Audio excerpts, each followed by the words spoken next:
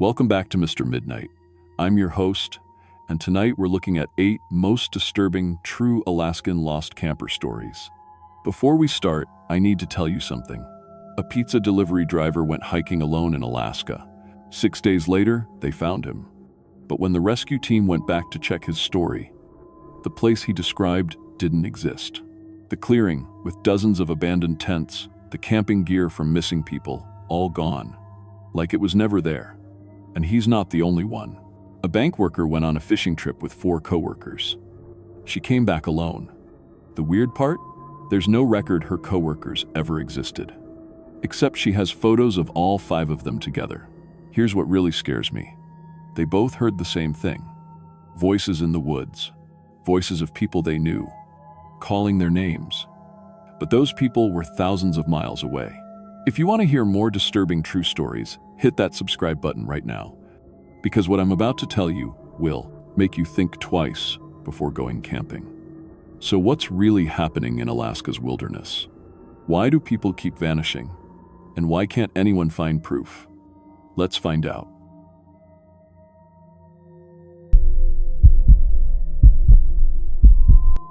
My name is Marcus Chen, and I've been delivering pizzas in Portland for 3 years. I know that doesn't sound like much, but when you're 26 and watching all your friends move on with their careers while you're still asking pepperoni or sausage, 40 times a day, 3 years feels like forever. I graduated with a communications degree, but the job market was trash, and pizza delivery paid the bills while I figured things out. Except I never figured anything out. I just got stuck. That's why I decided to hike the Iditarod Trail in Alaska. I figured if I could document something extreme, something real, maybe I could build a following online and escape the delivery driver trap. Adventure content was trending, and I had nothing to lose except the security deposit on my crappy studio apartment. I spent 2 months planning the trip, saving every tip I made. The plan was simple. Fly to Anchorage, hike 100 miles of the historic Iditarod Trail, and document everything for Instagram and TikTok. I bought decent gear with my tax refund, a good tent, sleeping bag, portable charger, GPS watch, the works. I even splurged on a satellite communicator for emergencies, since cell service would be non-existent out there. The night before I left Portland, I posted about the trip on social media. Pizza Guy Goes to Alaska got more engagement than anything I'd ever shared. For the first time in years, I felt like I was doing something that mattered. I flew into Anchorage on a Sunday in late August. The weather was perfect, clear skies, temperature in the 60s. I took a bus to Willow, which is where most people start the trail section I wanted to hike. The trail was well marked with wooden posts and metal signs. Everything looked exactly like the photos I'd studied online. Monday morning, I started hiking at sunrise. The trail was beautiful, thick spruce forests, open meadows, small streams crossing the path every few miles. I made good time, posting photos every hour or so. The engagement was incredible. People were actually following my journey, commenting with encouragement and questions. I made 15 miles the first day and camped at an official rest area with a fire ring and bear-proof food storage. That night, I felt proud of myself for the first time in years. I was actually doing it. Tuesday went even better. The trail stayed well marked, and I covered 12 miles without any problems. My GPS watch tracked everything perfectly, and my posts were getting shared by outdoor accounts with thousands of followers. I started thinking, maybe this could actually lead somewhere. Wednesday morning, that's when things started going wrong. About 6 miles into the day's hike, I came to a junction where a side trail branched off from the main route. It wasn't on my official Iditarod trail map, but it was clearly a real trail, well-worn path, recent footprints, even a few scattered energy bar wrappers that looked fresh. My GPS showed it heading northeast, which would cut maybe 5 miles off my route if it reconnected with the main trail further ahead. I figured it was a shortcut that locals used. The path looked easier too, less elevation gain than the official route. I decided to take it. That was the biggest mistake of my life. For the first hour, everything seemed fine. The trail was actually nicer than the main route. Wider, better maintained, no fallen trees or boggy sections. I congratulated myself on finding a secret local route that would make great content. But after 2 hours, I started checking my GPS more often. The trail kept winding northeast, but I should have hit the main route by now. My watch showed I was completely off any mapped trail system. According to the GPS, I was hiking through empty wilderness where no trails existed. I stopped and tried to get my bearings. The trees all looked the same, thick spruce forest in every direction. No landmarks, no distant mountains visible through the canopy. I pulled out my paper map and compass, but they just confirmed what the GPS was telling me. I was somewhere I wasn't supposed to be. I decided to turn back and find the junction where I'd left the main trail. But I couldn't find it. I hiked back for 3 hours, following what I thought was the same trail I'd come in on. But nothing looked familiar. Every tree looked identical, every small clearing the same. The trail itself seemed different too, narrower in some places, wider in others, like it was changing while I walked. By late afternoon, panic was setting in. I'd been hiking for 7 hours and had no idea where I was. My satellite communicator wasn't getting a signal under the thick tree cover. My phone had no service, obviously, and the GPS was useless since I was off any mapped area. I set up camp early and planned to be more careful about backtracking in the morning. As I ate dinner from my camp stove, I tried to stay calm. People got turned around on trails all the time. In the morning, I'd find my way back to the main route. That night, around midnight, I heard voices calling from deeper in the woods. "Marcus, this way." I sat up in my sleeping bag, heart pounding. The voice sounded familiar, like my friend Jake from back home. But Jake was in Portland, probably delivering pizzas for the same place I used to work. "Marcus, we found the way out." Another voice. This one sounding like my sister Emma, but wrong somehow. Like a recording played at slightly the wrong speed. The voices kept calling for about an hour, always from different directions, always just far enough away that I couldn't see who was making them. I stayed in my tent and tried to ignore them. Maybe I was more dehydrated than I thought. Maybe the stress was getting to me. When I woke up Thursday morning, something was wrong with my gear. All my food was organized by color. Energy bars arranged from light to LEC, dark, nuts sorted by type, even my instant meals stacked by the colors on their packaging. My clothes were folded in perfect squares and arranged by size. Everything in my backpack had been reorganized while I slept. I'm a messy person. I always have been. I throw my gear in my pack randomly and dig through it when I need something. I definitely didn't organize anything like this before going to sleep. Someone or something had been in my campsite while I slept. I packed up as fast as I could and started hiking, trying to follow what I hoped was my trail back to the main route. But every tree looked the same. Every clearing was identical. The trail seemed to split and merge randomly, creating new paths that hadn't been there the day before. By Thursday afternoon, I realized I was walking in circles. I'd found my own boot prints from earlier in the day, multiple times. The forest was somehow keeping me trapped. The voices got louder during the day. They weren't just calling at night anymore. They came from all directions, sometimes multiple voices talking at once, all using names of people I knew but getting the voices slightly wrong. Friday morning, I found my campsite from Wednesday night. Not a similar clearing, my actual campsite. The tent stakes I'd hammered into the ground were still there. The ashes from my fire were still warm. I'd hiked for 8 hours the day before and ended up exactly where I'd started. That's when I knew the forest wasn't natural. It was rearranging itself to keep me trapped. On Friday, I stopped trying to ignore the voices. Instead, I started following them to see where they led. Maybe if I played along, I could figure out what was happening. The voices led me off the trail entirely, through thick underbrush and around massive fallen trees. After about 2 hours of bushwhacking, I came out into a large clearing I'd never seen before. The clearing was full of abandoned campsites. Dozens of them. Tents, backpacks, sleeping bags, camp stoves, all scattered around the clearing like people had just vanished mid-trip. But everything was weathered, covered in months of rain and snow damage. Some of the tents were partially collapsed. Sleeping bags were moldy and torn. I started checking the abandoned gear for identification. In backpacks and tent pockets, I found driver's licenses, credit cards, hiking permits, all from different people. All recent, within the last 3 years. David Martinez from Phoenix, Arizona. Age 34, software engineer. His permit was for a solo backpacking trip on the Iditarod Trail, dated March 2023. Sarah Williams from Denver, Colorado, age 28, nurse. Her ID was with gear for a wilderness photography expedition, dated August 2023. James Peterson from Seattle, Washington, age 31, accountant. His hiking permit was for the same trail section I'd planned to hike, dated just 6 months ago. 12 different people. All had taken the same shortcut I had followed. All had ended up in the same clearing. None of them had ever made it out.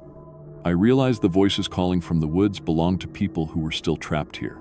Or worse, people who had become part of whatever was keeping us here. Saturday morning, I heard my own voice calling from the forest. I was sitting by the cold remains of someone else's campfire when I heard it clearly. "Marcus, this way, we found the way out." It was my voice, exactly as I sounded, but I wasn't speaking. The thing that had taken all the others was now copying me too. I spent Saturday building a signal fire using gear from the abandoned camps. I piled sleeping bags and tent fabric into the biggest fire I could make. The smoke rose high above the forest canopy, thick and black. On Sunday, a rescue helicopter spotted the smoke. I was rescued after 6 days in the woods. The pilot said I'd been reported missing when I didn't check in at the planned waypoint, on the main trail. They'd been searching for 2 days. But here's the thing that still keeps me awake at night. After they flew me out, the pilot radioed back to have a ground team investigate the clearing full of abandoned campsites. When the search and rescue team hiked to the GPS coordinates where they'd found me, there was nothing there except normal forest. No clearing, no abandoned gear, no sign that anyone had ever been there. The forest had cleaned up after itself. I quit my pizza delivery job when I got back to Portland. I couldn't handle driving around alone anymore, couldn't handle being isolated in a car for hours at a time. Now I work at a busy coffee shop downtown, where there are always people around, where I can see the street through big windows. I never posted about what really happened in Alaska. I told everyone I got turned around and dehydrated, that it was a wake-up call to be better prepared. I deleted all the adventure content and went back to posting pictures of latte art. But sometimes, late at night, I still hear voices calling my name. They sound like people I know, but wrong. Like recordings played at the wrong speed. And I know that somewhere in the Alaska wilderness, there's a trail that leads away from the Iditarod route. A trail that looks like a shortcut but isn't. A trail where the forest keeps a collection of people who thought they were adventurous enough to handle the wilderness alone. If you're ever hiking in Alaska, or anywhere really, stick to the main trail. Don't take shortcuts that aren't on the map. Don't follow voices calling your name from the woods. And if you see a trail that looks too good to be true, turn around and walk away. Because some detours don't lead back to where you started. They lead somewhere else entirely, somewhere you can never leave. The forest is still calling my name, and someday, I'm afraid I might be tempted to answer.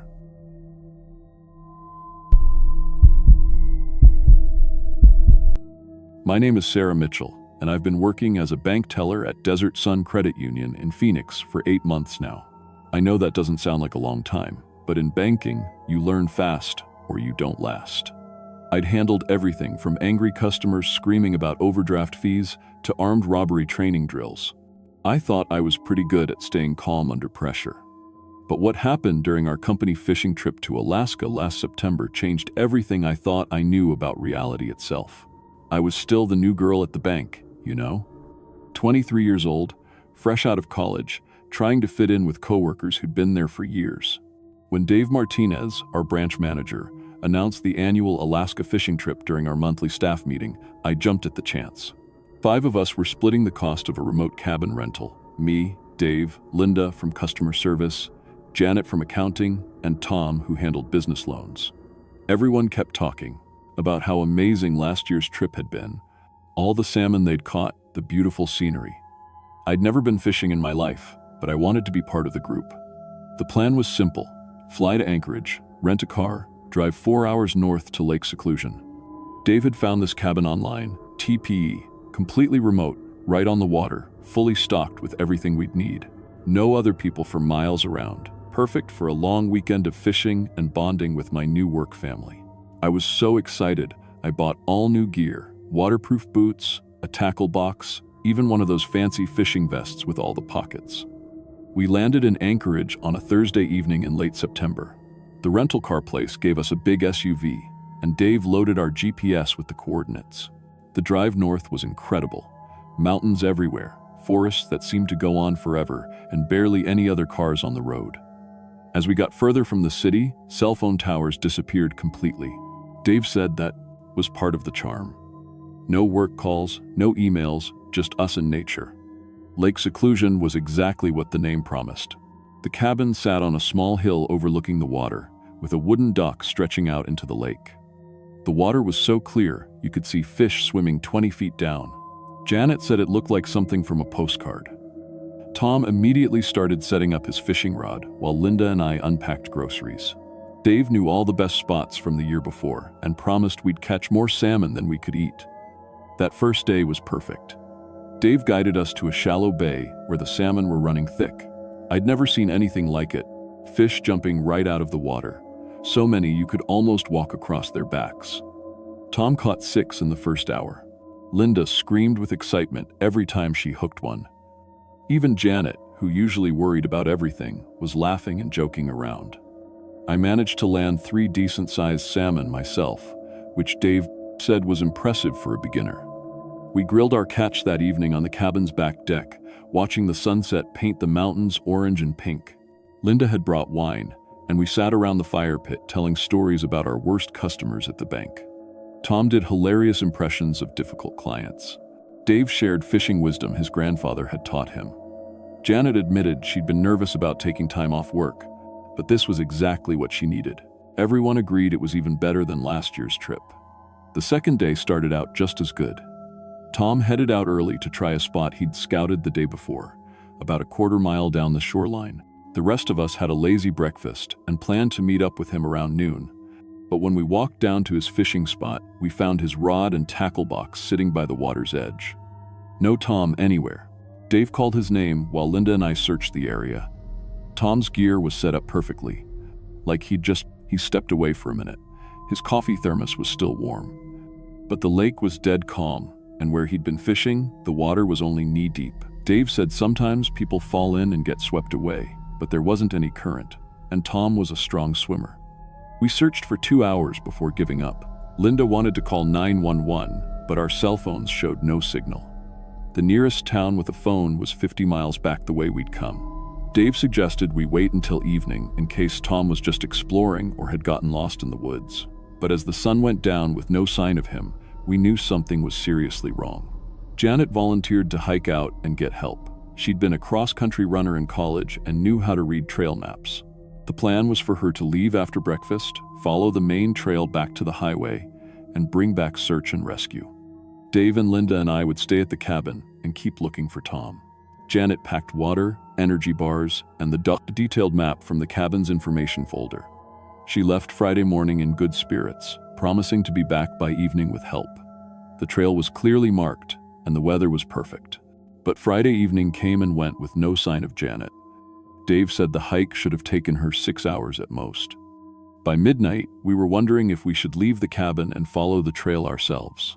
Linda was getting hysterical, convinced that whatever happened to Tom had happened to Janet too. Saturday morning, we found Janet's clothes folded neatly on the front porch. Jeans, flannel shirt, underwear, hiking socks, everything she'd been wearing when she left. The clothes weren't dirty or torn, just carefully arranged like someone had done laundry and left it to be picked up. But no sign of Janet herself anywhere around the cabin. Dave examined the clothes while Linda and I searched the immediate area. He kept saying that wild animals sometimes do strange things, but this felt deliberate, purposeful, like someone had undressed Janet and arranged her clothes as a message. But who? We hadn't seen another person since leaving Anchorage. The cabin rental company had assured us we'd be completely alone. Linda refused to leave the cabin after that. She barricaded herself in the main room and wouldn't even go outside to use the bathroom. Dave and I spent Saturday searching every inch of the surrounding forest. We found the trail Janet had taken, followed it for about a mile, but saw no signs of her. No dropped items, no footprints, nothing. Saturday night, we heard Tom's voice outside the cabin, clear as day, calling for help. "Sarah, Dave, help me, I'm hurt," coming from the woods behind the cabin. Dave grabbed a flashlight and we both ran outside, But when we swept the tree line, nobody was there. Linda heard it too from inside. Just said it definitely sounded like Tom. But how could that be possible? Where had he been for 4 days? We called out into the darkness, but the voice didn't answer. Dave thought maybe Tom was delirious from being lost and we should search the woods. But something about that voice bothered me. It sounded exactly like Tom, but also not quite right. Like someone doing a really good impression but getting the tone slightly off. Sunday morning, Linda was gone. Her bed looked slept in, covers pulled back like she'd just gotten up. But she wasn't in the bathroom, the kitchen, anywhere in the cabin. We found her reading glasses on the dock, sitting on the wooden railing. When I picked them up, they were still warm, like she'd just set them down. Dave was losing it by then. He kept saying something was picking us off one by one, hunting us. I couldn't argue with that logic. In 4 days, we'd gone from 5 people to 2, with no rational explanation. Dave decided we should pack up and hike out together, forget about waiting for rescue. Whatever was happening at Lake Seclusion, we needed to get away from. We loaded our backpacks Sunday afternoon and started down the trail Janet had taken. I kept looking back at the cabin, feeling like we were being watched. 3 miles in, we found the trail completely blocked by fallen trees. Huge pine trees lying across the path, stacked on top of each other. But these trees had been cut, not fallen naturally. The stumps showed clean saw marks. Dave climbed up on the logs, trying to find a way over or around. The moment he touched the top log, he just disappeared. Not gradually, 1 second he was there. The next second gone. His backpack fell empty to the ground at my feet. I screamed his name, climbed up on the logs myself, but there was nothing. No trace of where Dave had gone. I ran back to the cabin in complete panic. My hands were shaking so bad I could barely unlock the door. Inside, I got the shock of my life. All their stuff was gone. Dave's fishing gear, Linda's wine bottles, Janet's romance novels, Tom's expensive camera, equipment. Like I'd come to Alaska completely alone. I found the guest registration book on the kitchen counter and flipped to our check-in entry. Only my signature was there. No record of Dave Martinez, Linda Chen, Janet Rodriguez, or Tom Williams ever existing. My credit card receipt showed I'd paid for the entire cabin rental myself. According to every piece of evidence, I'd taken this trip alone. That's when I really started losing it. Had I made up my coworkers to cope with being alone in the wilderness? Was I having some kind of psychotic break? I searched through my phone, looking for photos from the trip. Most of my camera roll was empty, but I found 3 pictures from our first day fishing. All 5 of us standing on the dock, holding our salmon catch, grinning at the camera. Those photos shouldn't exist if I'd been alone the whole time. But there they were, clear evidence that Dave, Linda, Janet, and Tom had been real. At least at first. I built a signal fire on the dock and waited. For 3 days, I barely slept, just kept feeding the fire and watching the sky. Finally, a fish and game plane spotted the smoke and landed on the lake. The pilot, a friendly guy named Rick, said he'd gotten a distress call about a lone female camper. During the flight back to Anchorage, Rick told me the cabin was registered to me alone. No other names on the rental agreement.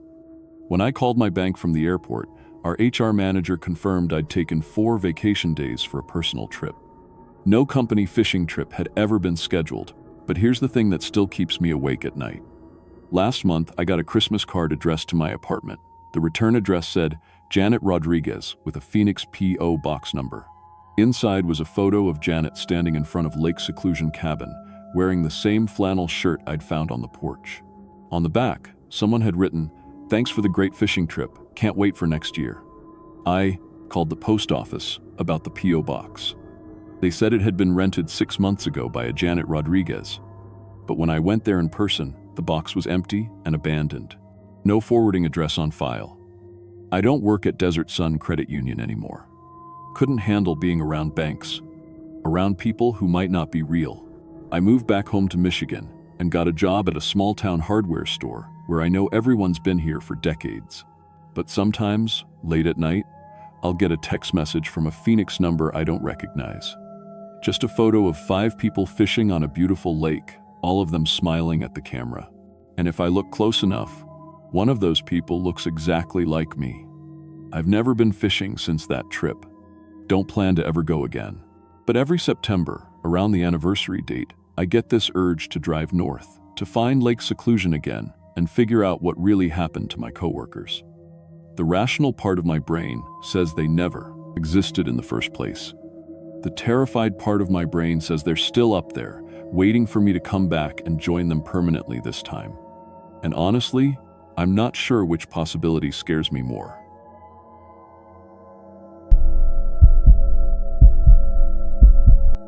My name is Jordan Torres, and I've been grinding through dead-end jobs in Miami for the past 4 years. Coffee shop barista, retail worker, food delivery driver, you name it, I've probably done it. At 22, I was watching all my friends from high school, either in college or landing decent jobs, while I was still asking people if they wanted whipped cream on their latte. The rent kept going up, my tips kept going down, and honestly, I was getting desperate for any way out of this endless cycle. That's when the 30 Days Wild Challenge exploded across every social media platform. If you missed it, lucky you. It was this viral survival challenge where regular people would spend a full month alone in the wilderness, completely cut off from civilization. The prize was life-changing. $100,000 cash, plus instant social media fame from Wildstream, the app sponsoring the whole thing. Winners were getting book deals, brand partnerships, the works. For someone like me, stuck making minimum wage and living paycheck to paycheck, it felt like my only shot at actually changing my life. The application process was surprisingly easy. Upload a short video explaining why you wanted to participate, pass a basic physical exam, and sign about 50 pages of legal waivers. Wildstream would provide all the basic survival gear and fly you to some remote location in Alaska. The catch? Everything was live-streamed 24/7 to thousands of viewers who could interact with you through the app. They could send messages, vote on challenges, and even pay to send survival tips that would pop up on your phone screen. It was like reality TV meets social media meets Hunger Games, except supposedly nobody died. I figured, how hard could it be? I'd been camping before. I'd watched every survival show on Netflix. Plus, I was young, broke, and honestly, had nothing left to lose. My manager at the coffee shop was this middle-aged guy who seemed to take personal pleasure in reminding us how replaceable we were. My apartment was a studio that cost 60% of my income and had roaches. My dating life was non-existent because who wants to swipe right on barista with no car and 3 roommates? So when Wildstream accepted my application, I put in my 2 weeks notice and didn't look back. The flight to Alaska was the nicest thing that had happened to me in years.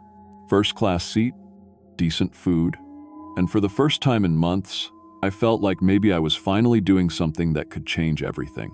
The Wildstream production assistant who met me at the airport was this bubbly girl named Casey, who kept calling me talent and going over the rules one more time. The setup was pretty straightforward. I'd be dropped at a predetermined location with basic camping gear, tent, sleeping bag, water purification tablets, some fishing line, and a small hatchet. The most important piece of equipment was my phone, which was in a waterproof, solar-powered case that would keep it charged indefinitely. This phone was my lifeline to the outside world and the key to winning. It would live stream everything 24/7, receive messages from viewers, and track my location so they could send help if something went really wrong. The location they chose was absolutely gorgeous. Dense pine forest surrounding this pristine lake that looked like something from a postcard. The trees were huge, probably hundreds of years old, and the air smelled clean in a way that doesn't exist in Miami. When the helicopter dropped me off, I actually felt excited for the first time in months. The pilot wished me luck, handed me my gear, and then I was alone with just the sound of rotor blades fading into the distance. Setting up camp was easier than I expected. The tent went up without any issues, and I managed to get a small fire going using the techniques I'd learned from YouTube videos. By the time the sun started setting, I had my shelter sorted, my water supply figured out, and I was already getting messages from viewers who'd found my stream. The chat feature was addictive from day one.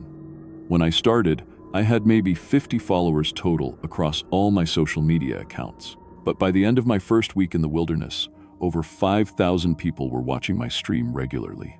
They'd send messages throughout the day, some encouraging, some giving advice, some just goofing around. It felt amazing to have thousands of people actually paying attention to what I was doing and saying, "Great job with the fish trap. You should move your fire closer to the water. Love your positive attitude." The messages were mostly supportive, and some viewers were even sending paid tips that would help me win the challenge. Everything felt perfect. I was good at this survival stuff. My follower count was growing exponentially, and for the first time in years, I felt like I was actually good at something that mattered. But during the second week, things started getting weird. The messages from viewers became oddly specific about my campsite. People were claiming they could see things in my videos that I wasn't noticing. "Check behind the big pine tree, something moved. Did you put those rocks in that pattern? There's someone in your shelter footage from last night." I figured they were just trying to create fake drama for entertainment. Social media thrives on conflict and mystery, right? But when I actually went to check behind the big pine tree, they kept mentioning, "I found this perfect circle of stones that I definitely hadn't arranged." Each stone was exactly the same size and color, placed with mathematical precision. It was the kind of thing that would take hours to create, and I'd been live streaming the entire time. When had this happened? Then I started finding carved symbols on trees around my camp. Not random scratches, deliberate symbols that looked almost like letters or numbers, but in no language I recognized. They were fresh too, like someone had carved them recently. But I was completely alone, miles from any civilization, and the viewers would have seen anyone approaching my campsite. The chat was going crazy about these discoveries. Finally, some real mystery. "This is getting good. Jordan, you need to investigate more." My viewer count jumped to over 15,000 as people shared my stream with friends. The attention was intoxicating, and I convinced myself that maybe I was just overthinking things. Maybe I had arranged those rocks and forgotten. Maybe the tree markings were old and I just hadn't noticed them before. But then the viewers started describing conversations I was apparently having. "Love how you're getting along with the other campers. The tall guy seems really helpful. Are you going to share dinner with them tonight?" Other campers? I was completely alone. I'd been alone for 2 weeks, but when I read these comments out loud on stream, asking what they meant, the chat exploded with responses. "Dude, you've been talking to 3 people for like an hour. The blonde girl is sitting right next to your fire. How can you not see them? They're right there." That night, I did something I'd been avoiding. I reviewed my own footage. The app saved everything automatically, so I could scroll back through days of content. What I saw made my blood go cold.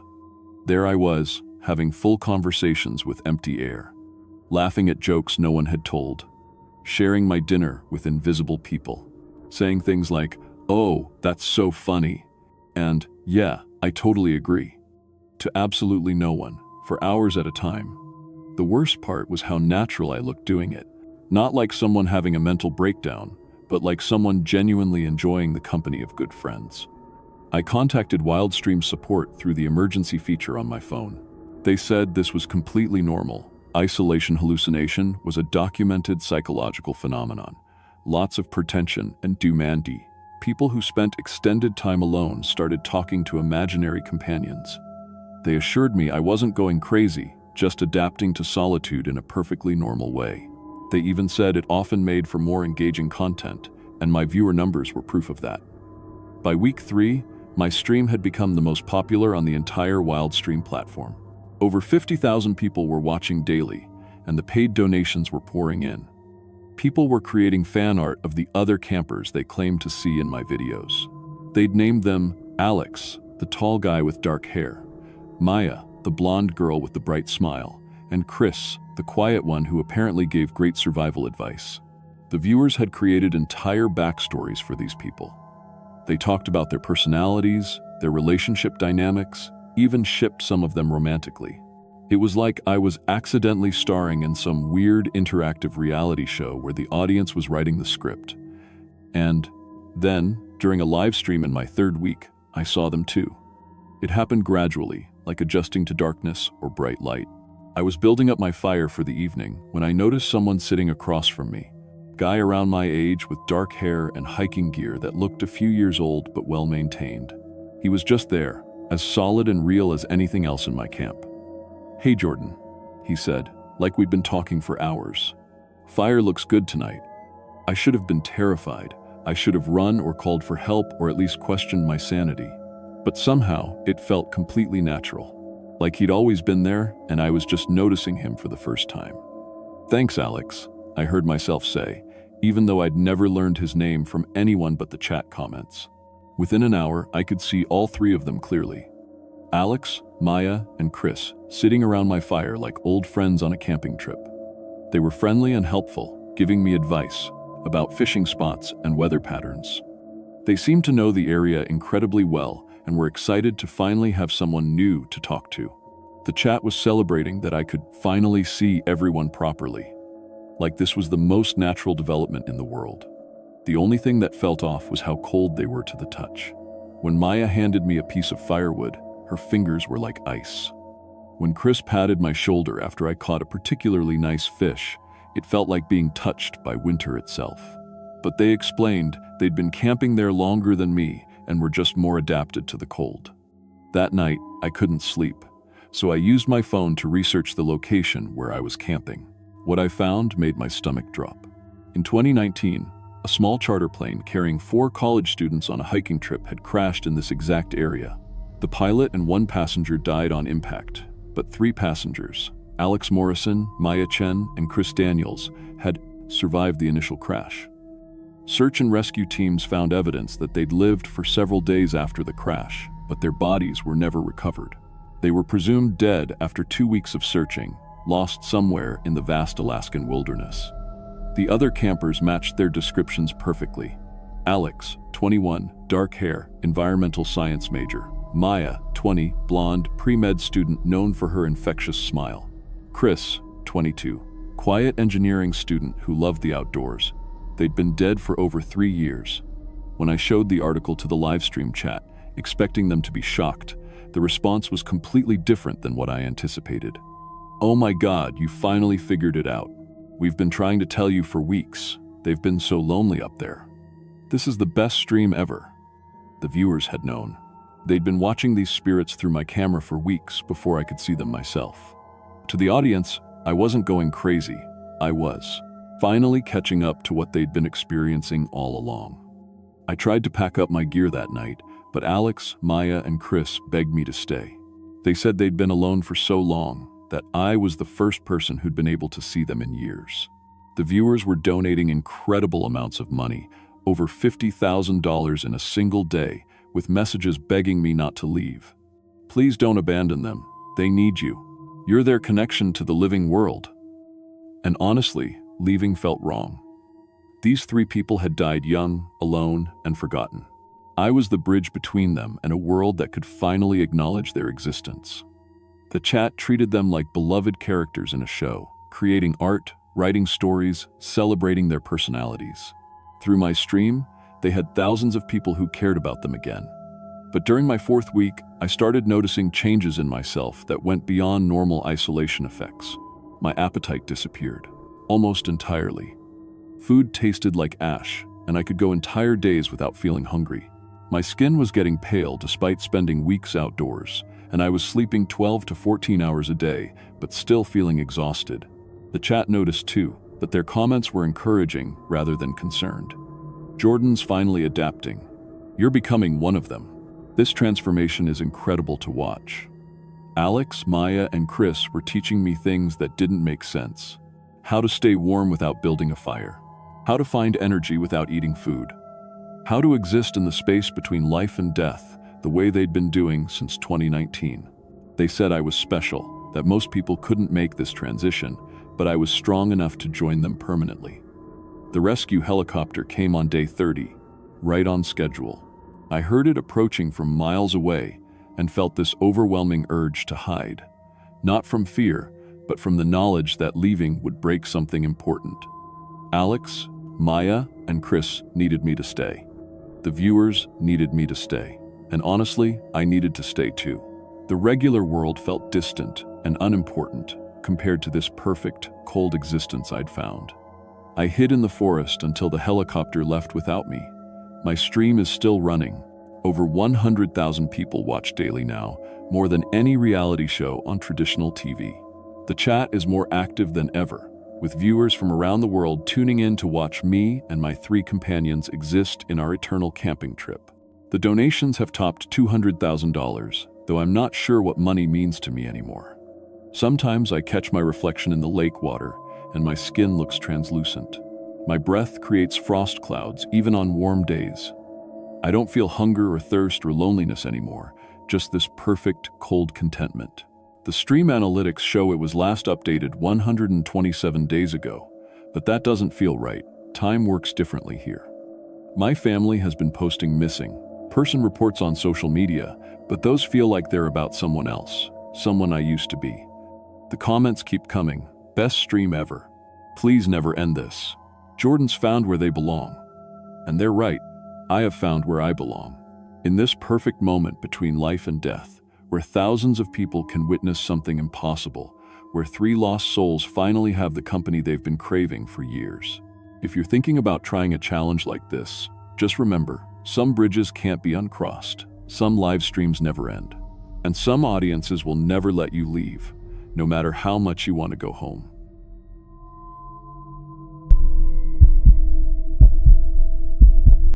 My name is Chris Martinez, and I've been working as a line cook in Chicago for 3 years. Started at Romano's Kitchen right out of high school, worked my way up from dishwasher to the grill station. It's not glamorous work, 12-hour shifts, burns on my arms, constantly moving in a hot kitchen, but I was good at it. Could handle the dinner rush when orders backed up and the head chef started screaming. My coworkers respected me, and I had plans to maybe open my own place someday. But there was always this voice in my head telling me I was soft, that I'd never done anything really hard. All my friends from school were off at college or traveling, posting pictures from around the world. Meanwhile, I was flipping burgers and making pasta every single day. Don't get me wrong, I loved cooking, but I needed to prove to myself that I could handle something bigger, something that would test me. That's why I decided to go hiking in Alaska. I'd been saving money for 2 years, researching trails, buying gear. Settled on a week-long solo trek through the Chugach Mountains outside Anchorage. It wasn't the hardest trail in Alaska, but it was remote enough to be challenging, perfect for what I wanted to prove to myself. I bought all the right equipment, TTTS, detailed topographic maps, emergency beacon, cold weather gear, studied those maps for weeks until I could navigate the trail with my eyes closed. My plan was simple. Follow the marked trail for 7 days, camp at designated spots, then catch my flight home. Easy. The first day went perfect. Weather was clear, trail was well marked, and I felt amazing. Like I was finally doing something important instead of just standing over a hot stove all day. I made good time to my first campsite and slept better than I had in months. Everything went wrong on day 2. I woke up to gray clouds moving in fast from the north. The weather report had called for clear skies all week, but Alaska doesn't care about weather reports. By noon, snow was falling hard enough that I couldn't see 10 feet ahead. The trail markers disappeared under fresh powder, and my GPS started acting weird. At first, it just showed my location jumping around a little bit. No big deal. Electronics get glitchy in cold weather. But then the screen started flickering, showing error messages I'd never seen before. By 2 in the afternoon, it was completely dead. The cold had killed the battery, even though it was supposed to be rated for these temperatures. I tried to keep following what I thought was the trail, but the snow was coming down so hard that I lost it completely. Every direction looked the same, just white trees and white ground under a white sky. I pulled out my paper maps and compass, but reading them in a blizzard while wearing thick gloves was almost impossible. I wandered for hours, getting more and more turned around. My water bottle started freezing despite being inside my jacket. The cold was seeping through my expensive gear like it was made of paper. This wasn't like the controlled chaos of a busy kitchen. This was real danger, and I was completely out of my depth. Then I saw the smoke. It was rising from a valley maybe a mile below me, a thin black line against all that white. Signal fire. Had to be park rangers or other hikers.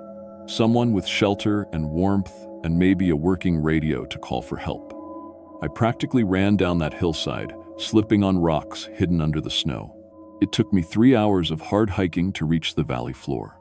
By the time I got there, my fingers were numb and I couldn't feel my toes inside my boots. The fire was huge, Not just a little campfire. This thing was massive, with flames reaching 8 feet high. It was built in a perfect clearing with no trees for 50 yards in any direction. You could see it from miles away.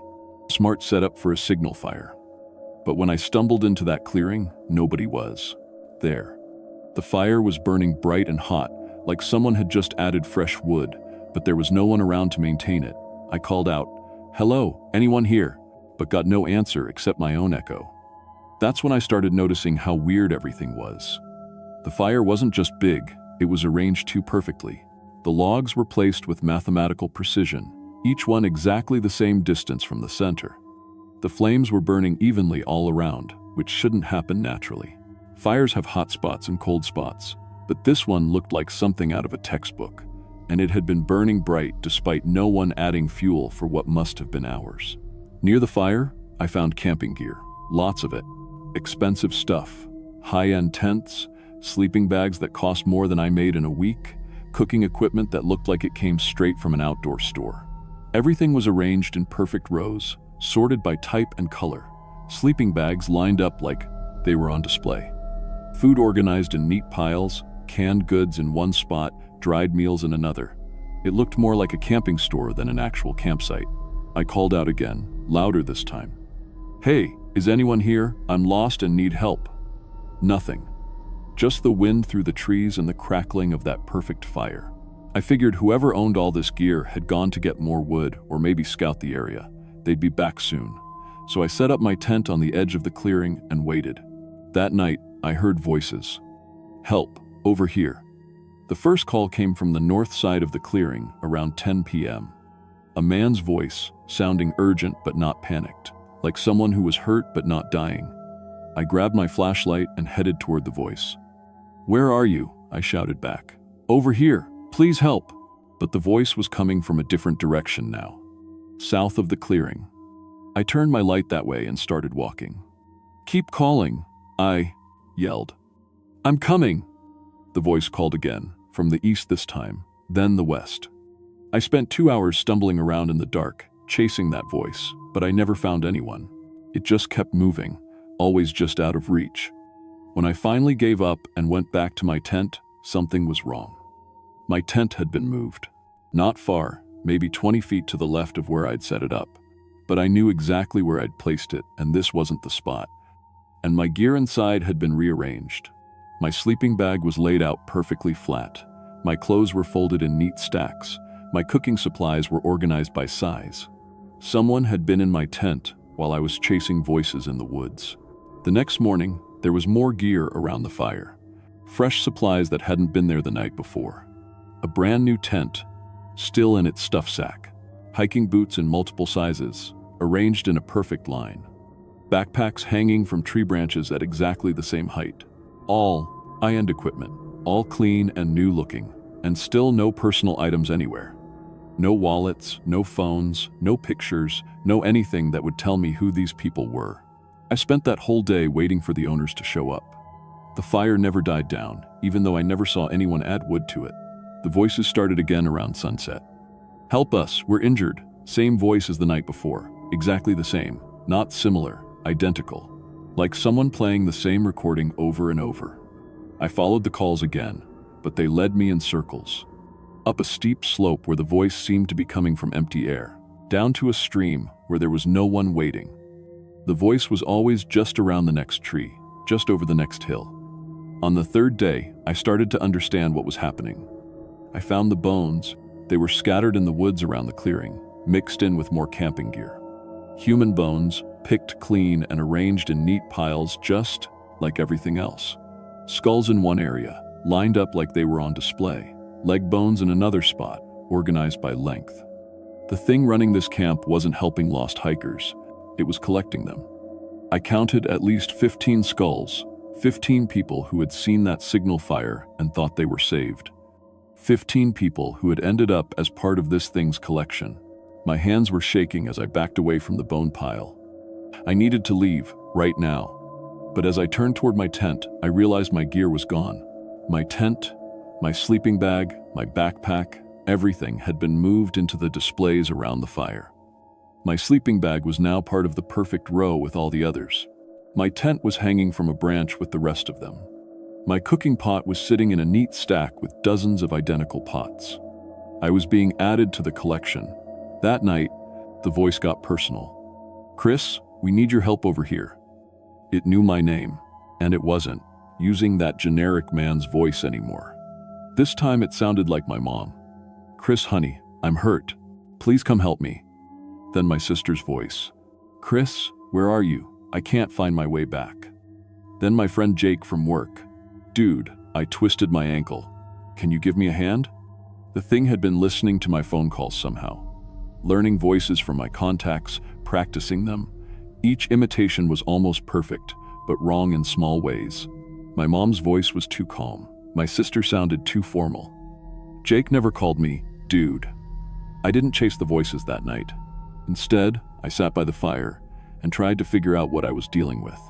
The signal fire was a trap, a beacon visible for miles that would attract lost hikers like me. The thing running this operation had been doing it for years, maybe decades. Every piece of gear around me was a trophy from someone who had died here. And I was about to become trophy number 16. The voices got more aggressive on the fourth night. "Chris, get over here now. Chris, we're dying. Why won't you help us? Chris, it's your fault we're trapped." They were coming from impossible locations now. One time I followed my mom's voice up a cliff face, only to realize it was coming from thin air 100 feet above the ground. No injured person could survive up there, and there was nowhere for anyone to hide. Whatever was making these calls wasn't human. On the fifth day, I made my decision. I had to run. I gathered what gear I could find that wasn't part of the displays, just the basics to keep me alive. A water bottle, some food, my compass. The thing seemed to have rules about its collection. Everything had to be organized perfectly. If I could mess with that system, maybe it would be distracted long enough for me to escape. I waited until the voices started up again that evening. Then I kicked apart the neat piles of gear, scattered bones everywhere, threw cooking pots into the woods, made everything as messy as possible. The voices stopped immediately. For the first time in 5 days, the clearing was completely silent. Even the fire seemed to dim. I ran. I followed a stream downhill, figuring it had to lead somewhere eventually. The voices started up again behind me, but they were different now. Angry, desperate. "Chris, come back. You can't leave us. We need you here." They followed me for hours, always just behind the trees, but I never stopped running. My lungs burned in the cold air, and my legs felt like rubber, but I kept moving. The voices finally faded around dawn.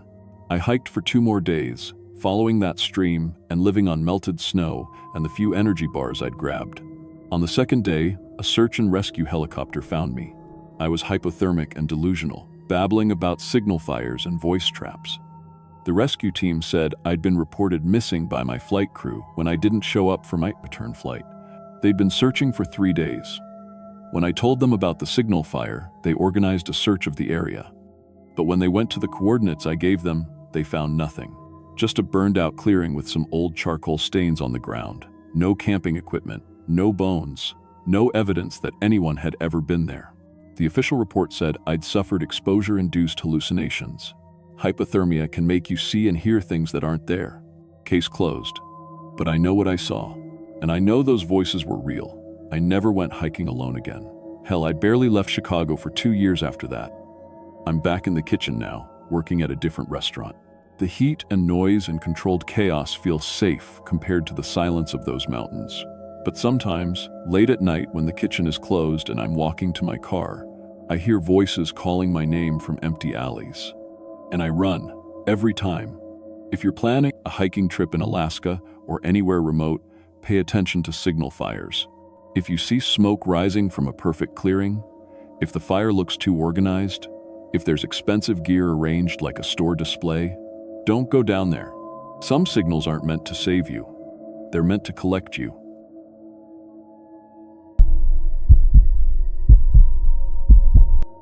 My name is Alex Rodriguez, and I need to tell you what really happened to me in Alaska 3 years ago. Not the sanitized version I told the FBI, not the watered-down story I give people when they ask about the scars. The truth, Because after what I've learned since then, staying silent isn't an option anymore. I was 25, 6 months unemployed after the warehouse in Denver shut down. My savings were gone, my landlord was threatening eviction, and I was eating ramen twice a day to stretch my food stamps. That's when I found the posting on a sketchy job board I'd never heard of before. Alaska Wilderness Experience, paid training, $3,000 completion bonus.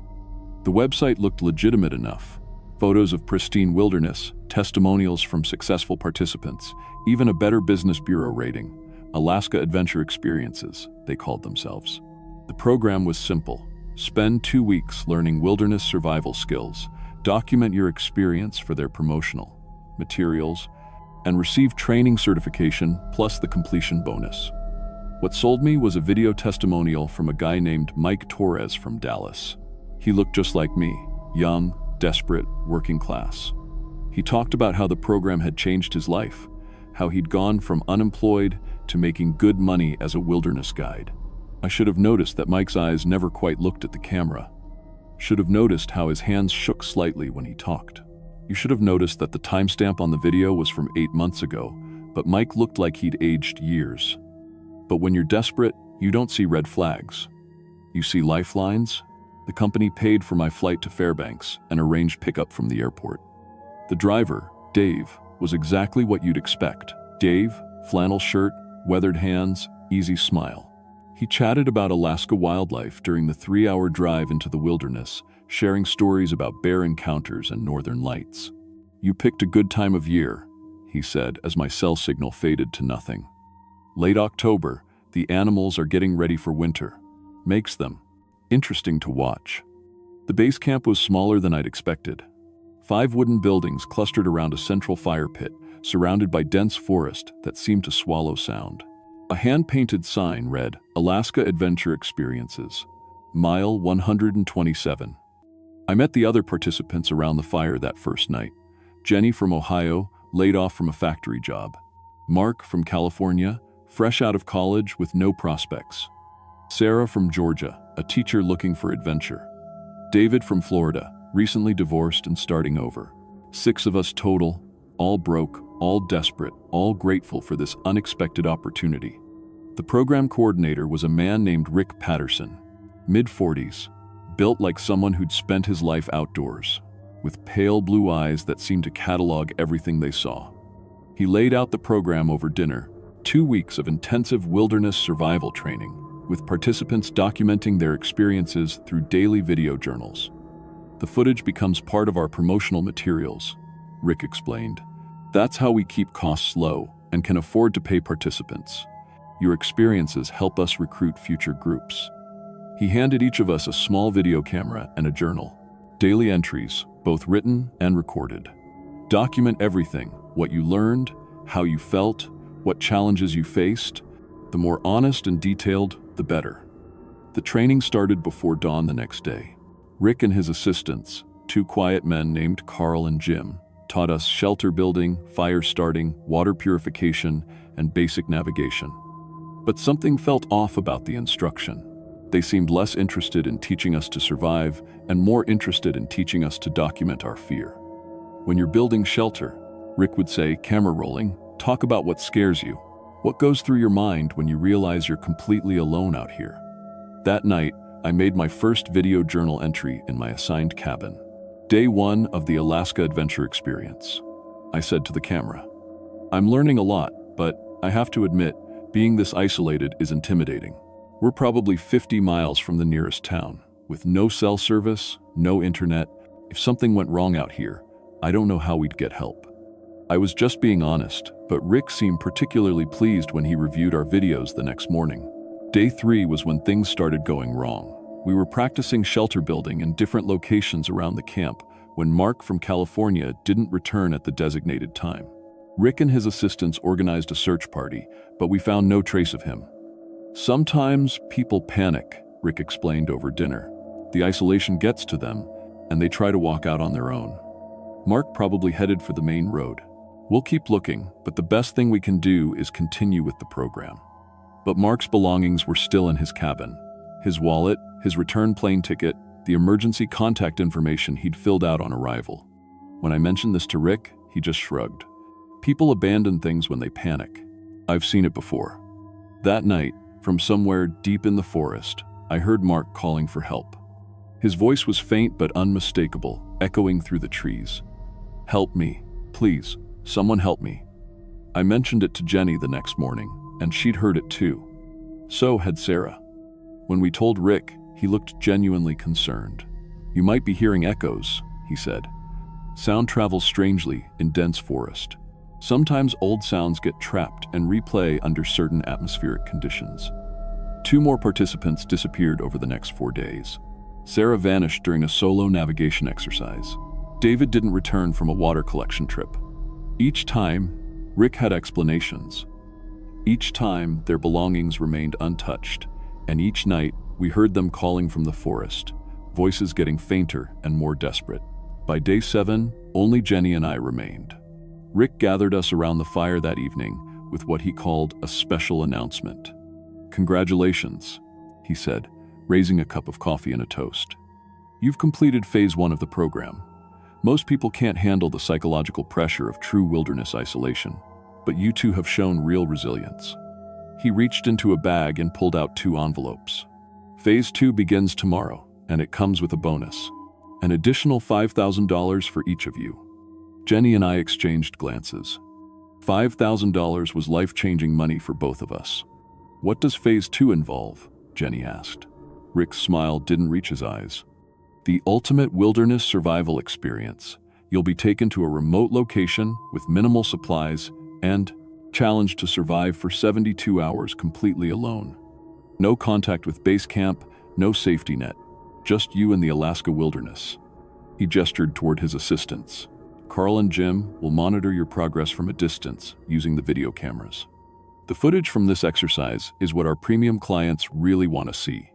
Genuine survival, desperation, real fear, authentic human responses to life-threatening situations." Something cold settled in my stomach. What kind of clients? "Wealthy outdoorsmen who want to experience wilderness survival vicariously," Rick replied smoothly. "They pay premium prices for authentic survival footage. Your struggles become their entertainment." That night, I couldn't sleep. The whole setup felt wrong, but I couldn't pinpoint why. The money was real.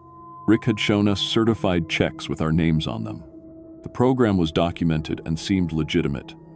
But the missing participants, the voices in the forest, Rick's increased interest in our fear responses. I decided to do some investigating.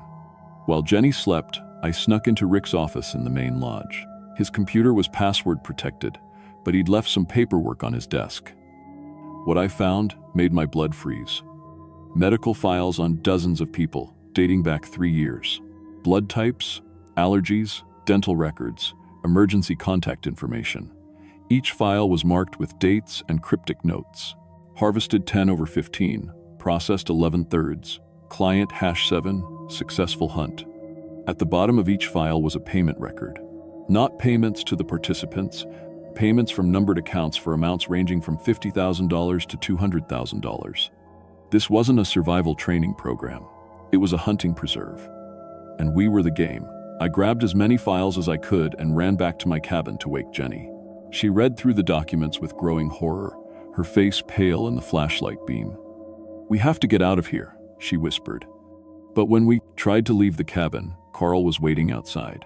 He didn't say anything, just stood there blocking our path with his arms crossed. "Going somewhere?" Rick's voice came from behind us. He stepped out of the shadows with Jim at his side.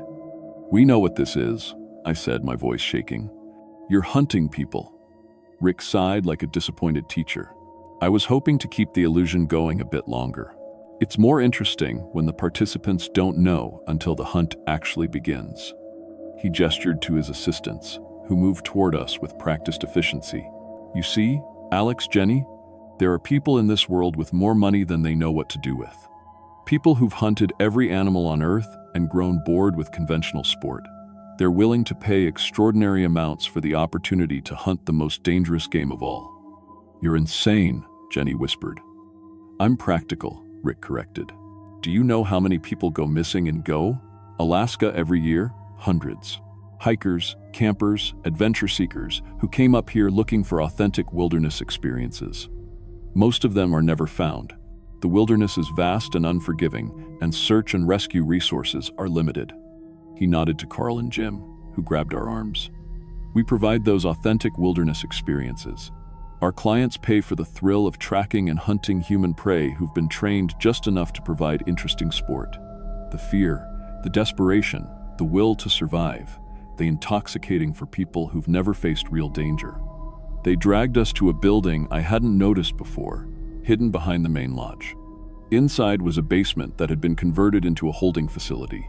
Concrete walls, steel doors, and a row of cells. The missing participants were there.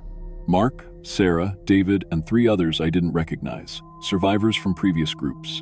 They were alive but barely, thin, terrified, broken. The hunt begins in 48 hours, Rick explained as his assistants locked Jenny and me into separate cells. You'll be released into a designated hunting area with basic supplies, water, a small amount of food, maybe a knife. Our clients will track you using traditional methods. No high-tech equipment, no unfair advantages, just primitive hunting skills versus your will to survive. He leaned closer to my cell door. The good news is that some people have survived. Not many, but a few. They're kept as staff now, helping to recruit and process new groups. It's not a terrible life if you can accept your circumstances. How long have you been doing this? I asked. 8 years, Rick replied proudly. Started small, I helped everyone like just local homeless people who wouldn't be missed. But we discovered that desperate job seekers make better prey. They're healthier, more resourceful, more interesting to hunt. The clients are willing to pay premium prices for college graduates and skilled workers. He walked away, leaving us in the darkness with our terror. The next 48 hours were the longest of my life. The other prisoners told me about the hunts, how the clients dressed in camouflage and used bows, rifles, even primitive weapons. How they treated it like a safari, taking trophies and photos. How few people ever made it out of the hunting area alive. Mark from Dallas, IPS, the same Mike from the promotional video, was barely coherent. He'd survived 2 hunts somehow, but the psychological trauma had broken something fundamental in him. They like the runners, he mumbled. The ones who run and hide give them better sport. But if you fight back, if you turn predator instead of prey, they get angry. They want victims, not threats. When the time came, Rick's assistants loaded all of us into a truck and drove deeper into the wilderness than I'd ever imagined possible. The hunting area was a valley surrounded by mountains, with no roads in or out. They gave each of us a backpack, containing water for 2 days, some energy bars, a knife, and a whistle. The hunting period lasts 72 hours. Rick announced as 3 expensive SUVs pulled up nearby. Wealthy men in hunting gear emerged, checking their weapons and adjusting their equipment. Survive that long, and you'll be returned to holding until the next hunt. Get caught. He shrugged. One of the clients, a man in his 60s wearing $1,000 hunting gear, looked us over like we were livestock. This group looks promising, he said to Rick. Young, healthy, probably athletic, should provide good sport. We screen them carefully, Rick replied. Only the most resourceful individuals make it to hunting phase.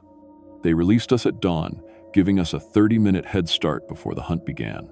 Most of the group scattered immediately, running in different directions into the wilderness. But I remembered what Mark had said about turning predator instead of prey. Instead of running, I waited. I hid near the release point and watched as the clients began their hunt. They moved like experienced hunters, working in pairs, communicating with hand signals, but they were hunting humans who they expected to run and hide, not humans who might fight back. I followed the youngest client, a man probably in his 40s who'd separated from the others. He was tracking Sarah's footprints through the mud near a stream, completely focused on his prey. He never saw me coming. The knife went into his back before he could make a sound. I took his rifle, his ammunition, his radio, and his GPS device. For the first time since arriving in Alaska, I felt like I had some control. The radio crackled with confused voices as the other clients tried to locate their missing partner. I used the GPS to identify their positions and began hunting the hunters. What followed was the longest day of my life. I killed 2 more clients using their own weapons and tactics against them. The remaining hunters and Rick's assistants realized something had gone wrong when their partners stopped responding to radio calls. By the second night, the dynamic had completely reversed. They were the ones running and hiding while I tracked them through the wilderness. The psychological tables had turned, and they didn't know how to handle being prey instead of predators. I found Jenny on the morning of the 3rd day, hiding in a cave system on the far side of the valley. She'd managed to evade capture, but barely. Together, we used the stolen GPS and radio to locate Rick's base camp and call for help on the emergency frequency. The Alaska State Troopers arrived by helicopter 6 hours later, led by Sergeant Morrison. What they found was a crime scene that made national news for weeks. The holding facility, the hunting equipment, the bodies of clients and staff scattered across the valley. Rick and his remaining assistants had fled when they realized the hunt had gone wrong, but they didn't get far. The FBI tracked them down within 72 hours, along with financial records linking them to wealthy clients across the country who'd participated in previous hunts. The trial lasted 8 months. Dozens of victims were identified from the files we'd found, though many bodies were never recovered. Rick got life without parole. His assistants got similar sentences. The surviving clients who testified in exchange for reduced sentences revealed a network of human hunting operations across Alaska, Montana, and northern Canada. But here's what didn't make the news, what I couldn't tell the FBI because they wouldn't have believed it. Rick's operation wasn't unique, it was franchised. During the trial, I learned about similar operations in other remote locations. The business model was too profitable to remain isolated to one group. The promotional videos, the job postings, the systematic targeting of desperate people, it was all being replicated by other groups who'd learned from Rick's success. I started researching missing persons cases in wilderness areas across the country. The patterns were unmistakable. Young adults responding to too-good-to-be-true job opportunities in remote locations. Adventure seekers attracted to authentic wilderness experiences. People who'd told their families they were starting new lives in distant places. 3 years later, I've documented over 40 similar operations across North America. Most are still active. The clients pay enough money to ensure that local law enforcement either looks the other way or gets bought off entirely. And the victims are chosen specifically because their disappearances won't trigger major investigations. I've become something I never expected. A hunter hunting hunters. Using the skills Rick's program inadvertently taught me, I've been systematically identifying and exposing these operations. Sometimes the authorities listen, sometimes they don't. Sometimes I have to take more direct action. This isn't a story with a clean ending where justice prevails and the bad guys get caught. This is a story about an industry that's grown too profitable to stop, sustained by people wealthy enough to buy their way out of consequences and desperate enough victims to keep the supply chain flowing. If you're reading this, if you've ever been desperate enough to consider responding to wilderness job opportunities that seem too good to be true, please understand, they are. The people who run these operations have perfected the art of identifying and exploiting desperation. They know exactly what promises will make you ignore your survival instincts. And if you're someone with enough money to consider paying for the ultimate hunting experience, know that I'm out here. I know who you are, I know what you've done, and I'm very good at what Rick taught me to do. The hunt never really ended, it just changed direction.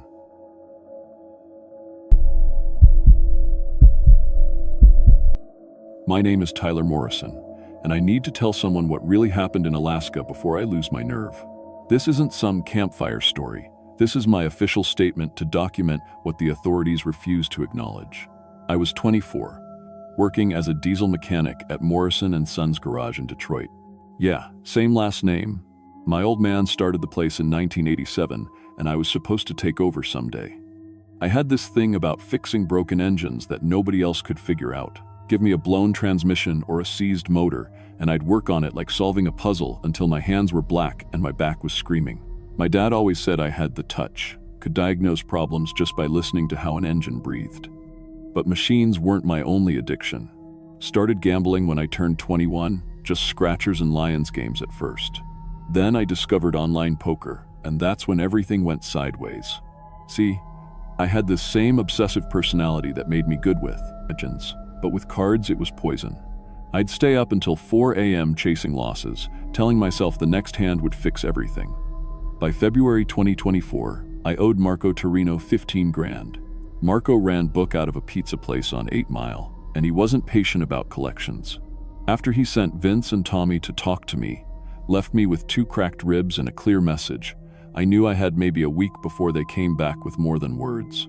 I liquidated everything. Sold my tools, cashed my last paycheck, even pawned my dad's watch, bought a one-way ticket to Fairbanks, and told everyone I was taking a mental health break. Alaska seemed far enough from Detroit that Marco's reach wouldn't extend there. At REI in Fairbanks, this clerk named Danny helped me pick out camping gear. When I explained I wanted true isolation, somewhere nobody would accidentally stumble across my camp, his face got weird. "You sure about that?" he asked, fidgeting with his name tag.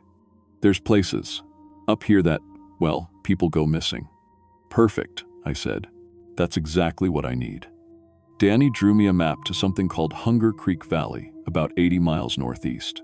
Said I'd need to hike 12 miles from the end of logging road 47 to reach the entrance. "Why is it called Hunger Creek?"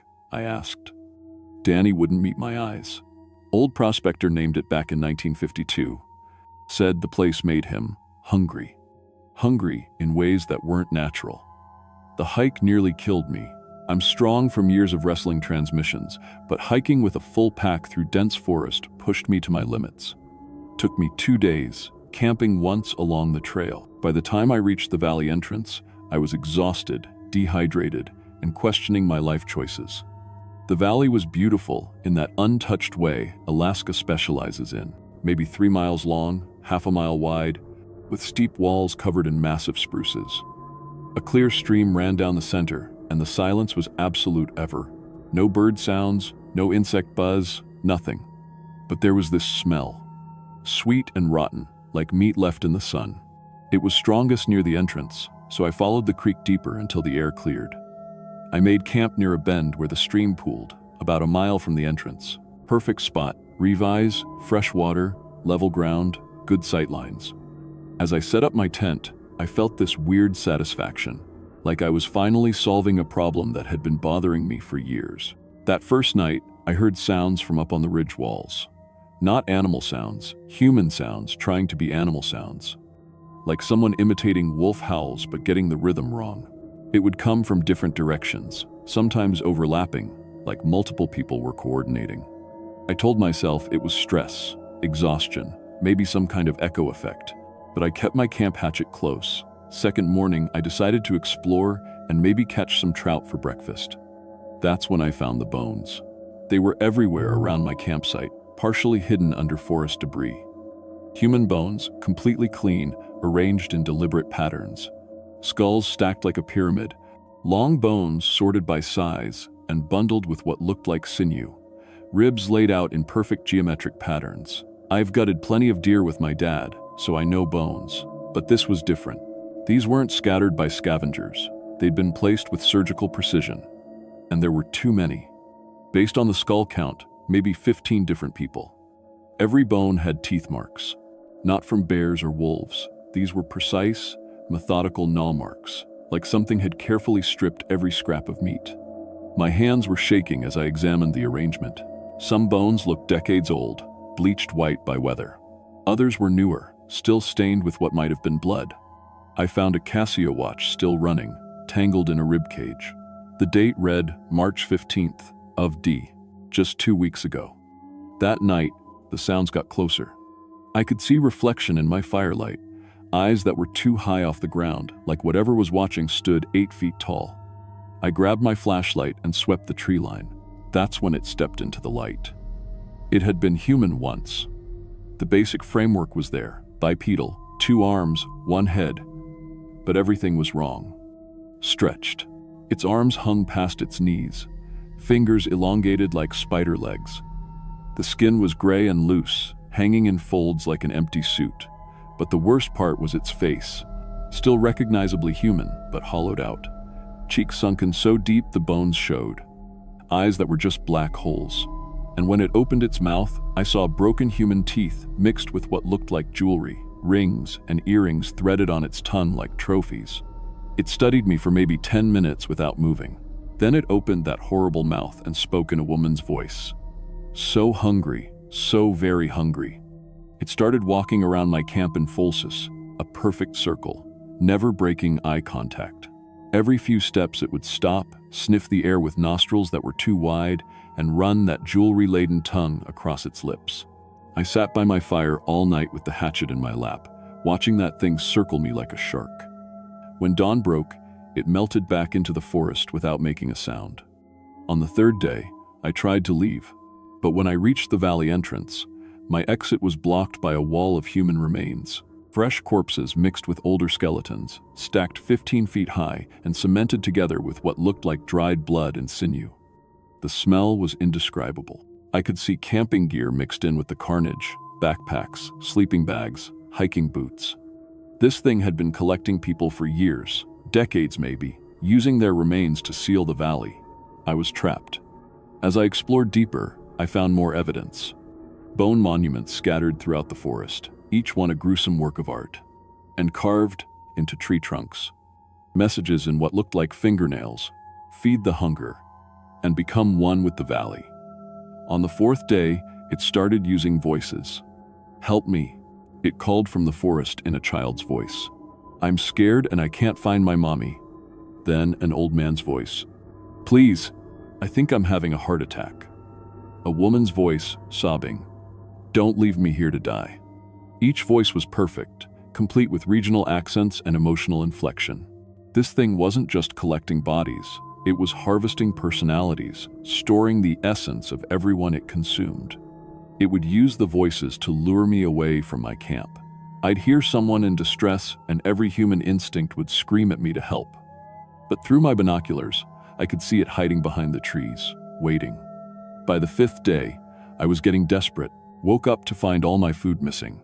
In its place was a neat arrangement of finger bones, positioned like an offering. The creature was starving me out, following me everywhere just close enough to stay visible. Like a predator waiting for its prey to weaken. On day 6, I found fresh kills. A family of hikers, parents, and 2 kids arranged in a circle like they were holding hands. They'd been dead maybe 48 hours, partially consumed but positioned with almost loving care. That's when I realized the truth. This thing wasn't just a predator. It was lonely. It had been alone in this valley for God knows how long, collecting people not just for food but for company. The voices, the careful arrangements, the way it studied me. It was trying to understand human connection the only way it knew how. Day 7, I collapsed while trying to fish. Hunger and exhaustion finally caught up with me, and I went down hard by the creek bank. The creature was on me instantly, those spider fingers reaching for my throat. But instead of tearing me apart, it hesitated, tilted its head like it was confused. You smell different, it said in my own voice. Somehow it had learned to mimic me. You smell like machines. Oil, metal. I managed to roll away and grab my hatchet, but instead of attacking, I did something that surprised both of us. I started talking. You're broken, I said, gasping. Like an engine that's been running wrong for too long. All this hunger, this collecting, it's not fixing the real problem. The thing stopped circling me. For the first time, it looked genuinely curious. I fix things for a living, I continued, slowly getting to my feet. Machines, mostly, but I can see what's wrong with you. You're not hungry for food, you're hungry for connection, for what you used to be. It made a sound like wind through broken glass. When it spoke again, the voice was different, older, sadder. I was David Chen, came here in 1987 to prospect for gold, got lost in a snowstorm, started eating. It touched its face with those horrible fingers. Started eating things I shouldn't have eaten, things that made me change. The real story came out in fragments. David Chen, a prospector who'd gotten trapped in the valley during an early blizzard, found the remains of previous victims, gold miners from the 1,922nd who'd resorted to cannibalism before dying. Desperate and starving, David had eaten the contaminated flesh. But this wasn't ordinary cannibalism. Something in the valley, some mineral in the water or spore in the air, had transformed him into something that could never stop being hungry. For 37 years, he'd been trapped in this nightmare, watching his humanity slip away piece by piece. The voices weren't just mimicry, they were the last echoes of his victim's consciousness, stored in whatever David had become. "I tried to stop," he whispered, "but the hunger, it never stops. And I'm so lonely, so very, very lonely." I made a decision that probably saved my life. Instead of trying to fight or run, I sat down, across from him. "Tell me about before," I said. "Tell me about David Chen." For the next hour, I listened to the story of a man who'd lost everything to addiction. Not gambling like me, but an addiction to human flesh that had literally transformed him into a monster. We were both broken machines, in our own way. When he finished, I stood up slowly and walked to my pack, pulled out my emergency flare gun, the one piece of gear I'd been saving for absolute desperation. "David," I said, "I can't fix what you've become, but I can fix the loneliness." I aimed the flare gun at the wall of bodies blocking the valley entrance and fired. The red phosphorus ignited the dried meat and bone like a funeral pyre. As the barrier burned, David made a sound like crying. "The others, they'll be free now." Their voices. I helped him gather the bone monuments throughout the valley. We burned them all, sending 37 years worth of victims to whatever piece they could find. When the last fire died down, David looked more human than he had since I'd arrived. Still wrong, still twisted, but somehow more himself. "Go," he said, "before the hunger comes back, before I can't let you leave." I packed my gear and walked toward the now clear valley entrance. At the threshold, I looked back. "David," I called, "what will you do now?"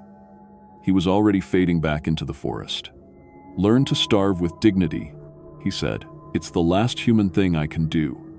I hiked out of there and made it to the logging road, where a Forest Service truck picked me up, told them I'd gotten lost and my supplies ran out. They bought the story. I reported David's location to the authorities, but when the search team went out, they found nothing. No valley, no bones, no evidence. The GPS coordinates I gave them led to a solid wall of granite, but I know what I saw. And 3 months later, I got a package with no return address. Inside was a small bone, carving, a perfect miniature of a transmission gear, the kind I work on every day, carved with fingernails into what looked like a fragment of human skull. On the back, scratched in tiny letters, "Thank you for seeing David. I've been clean from gambling ever since." Turns out almost becoming monster food puts your problems in perspective. I still work on engines, still solve problems other mechanics can't figure out, but now I know that some things can't be fixed. Some hungers can't be fed. And sometimes, the most human thing you can do is choose to starve rather than feed the beast inside you. The authorities can deny it all they want. But somewhere in Alaska, there's a valley where a man named David Chen is learning to die human. And every day he resists, the hunger is a small victory over the monster he became. That package proved he's still fighting, still remembering what it means to be David instead of just the thing that ate him. And maybe that's enough. Maybe that's all any of us can hope for when we're faced with our own particular hungers.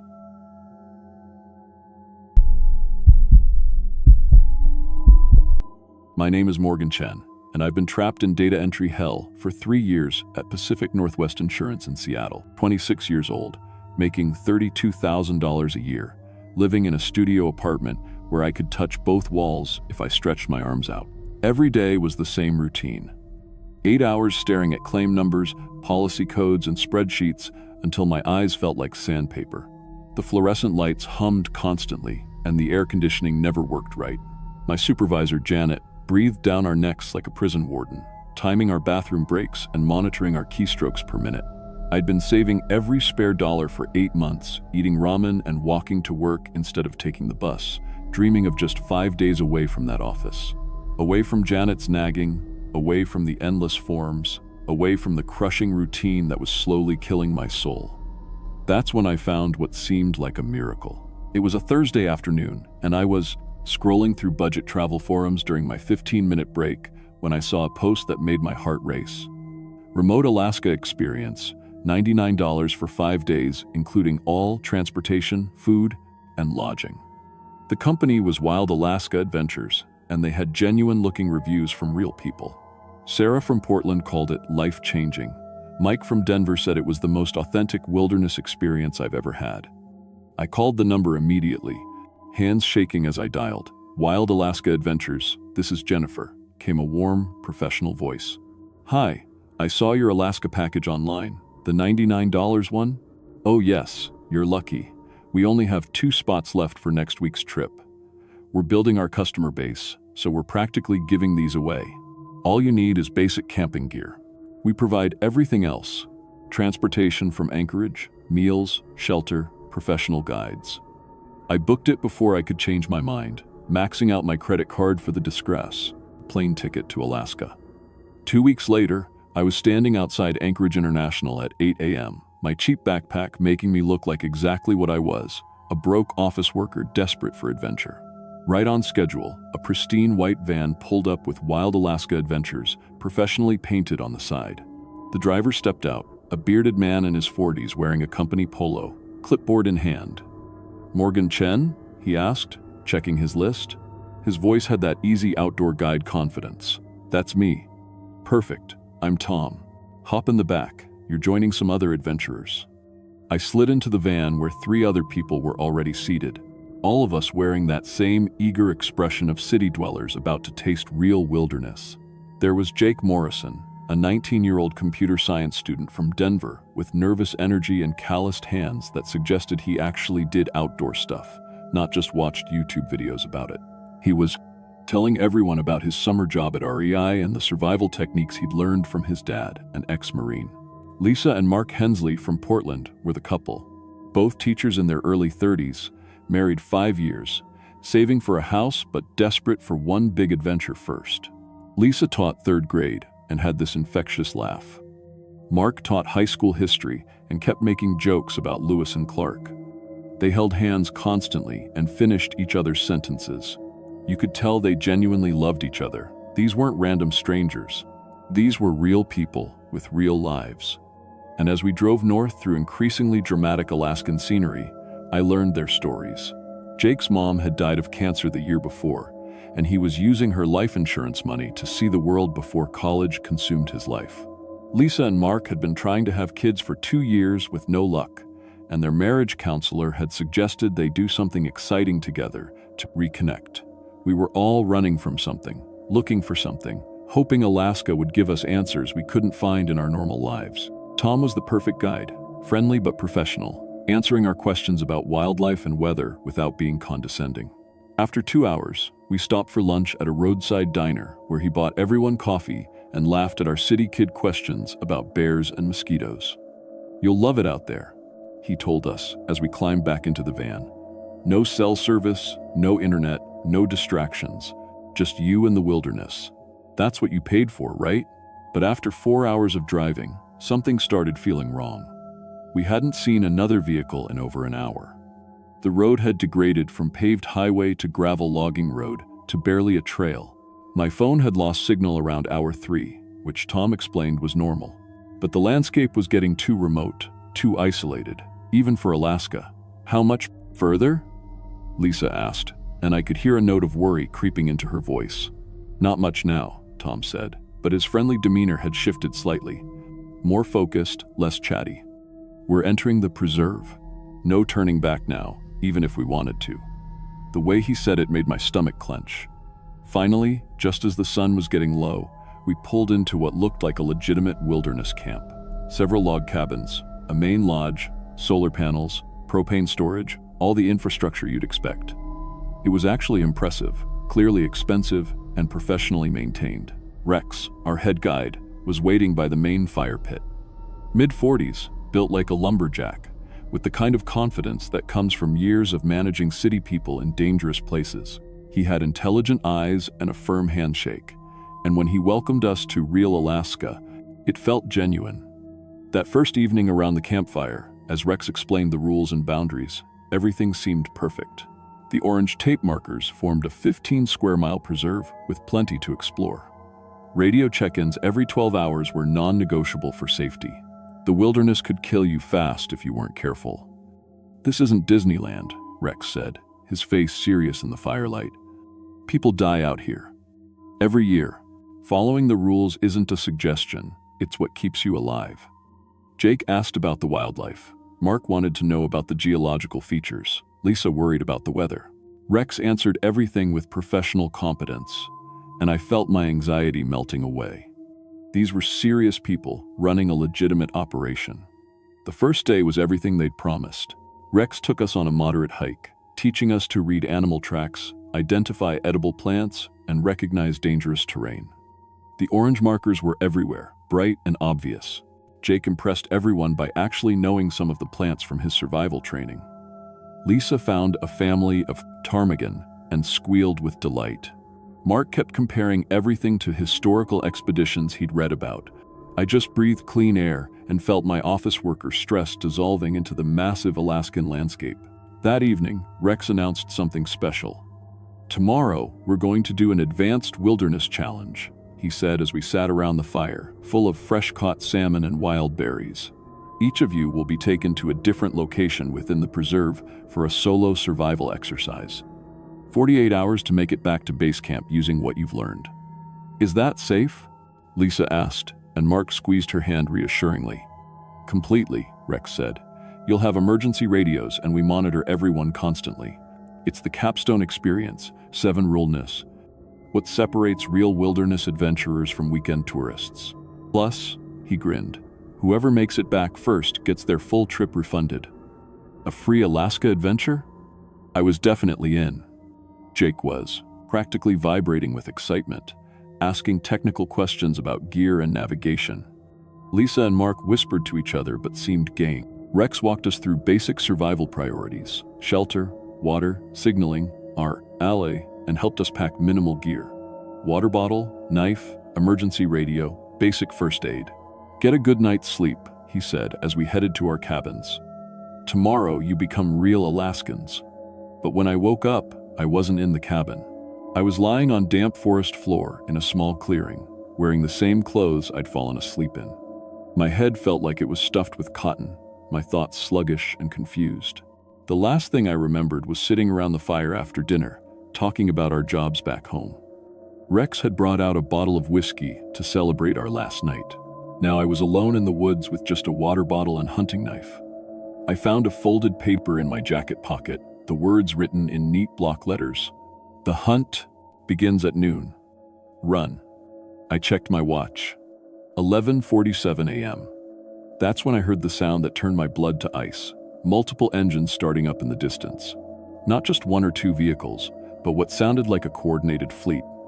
ATVs, trucks, maybe motorcycles. The mechanical roar echoed through the trees, and underneath it, I could hear voices talking on radios with military precision. "All teams check in. Target deployment confirmed." "Copy that. Beginning sweep pattern alpha. Team 2 moving to block river crossing. Team 3 has overwatch on the ridgeline." These weren't wilderness guides. This was a hunting operation, and we were the prey. I started running, crashing through underbrush as my mind tried to process what was happening. The whiskey, the night before, we'd been drugged. The survival challenge was a lie. We were victims in some sick game, and somewhere out there, Jake was waking up to the same horror. Lisa and Mark were stumbling through the forest, probably holding hands, trying to make sense of the nightmare their romantic adventure had become.